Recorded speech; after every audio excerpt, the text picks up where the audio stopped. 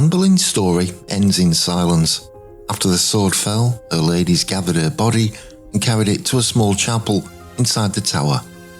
There was no funeral procession, no public mourning, and no monument to mark the spot. She was lowered into an unmarked grave, wrapped in a simple cloth, as if she had been queen. The speed and secrecy weren't accidental. The state didn't just execute her, it erased her. But here's the part most people don't realise. In Tudor England, the death itself wasn't the message. What happened after was where the real power lay.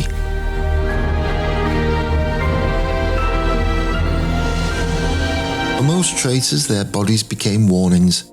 Men condemned for treason were not quietly buried, they were turned into public displays.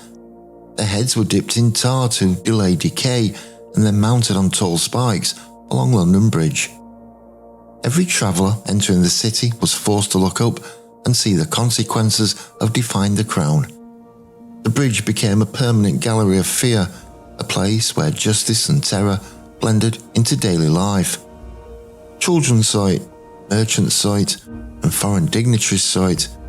The state didn't need posters or proclamations, the bodies spoke for themselves. And there is something even stranger. Sometimes death still wasn't enough. When the monarchy returned after the English Civil War, King Charles II wanted revenge. He couldn't punish Oliver Cromwell, the man responsible for executing his father, because Cromwell was already dead. So the king ordered his body to be dug up. Years after burial, Cromwell was taken from his grave, hanged, drawn and quartered, as though he was still alive. His severed head was then placed on a spike and displayed for 30 years. Even the dead could not escape the reach of royal power.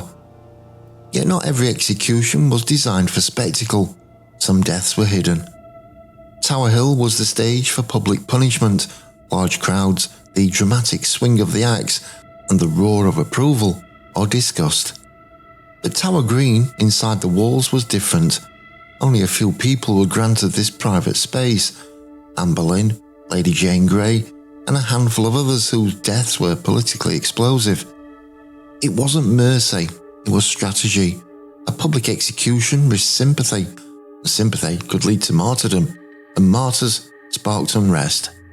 So for these figures, the state removed the audience and controlled the narrative. The burial that followed was the final act in that control. Anne Boleyn's death took only moments, her burial took even less time. The ladies laid her body in a makeshift coffin, actually a reused arrow chest, and lowered her into the earth. The grave was already waiting, no ceremony, no inscription, no sign she had ever worn a crown. Henry remarried within days, a queen was gone, and a new queen replaced her. The disappearance of her body supported the story he needed the world to accept. She did not matter. Once an execution had served its political purpose, fear, obedience, submission, the body became irrelevant.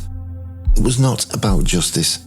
It was about preventing the executed person from becoming a symbol. And yet the irony is sharp. The crown controlled the body, but not the memory.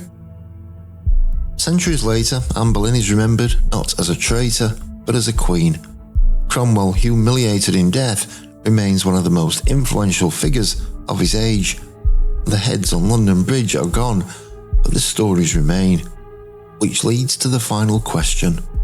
If the state controlled the body, did it ever truly control the legacy? Join me next time as we continue our look into execution. We'll now look into the unseen victims, families, allies, and the domino effect.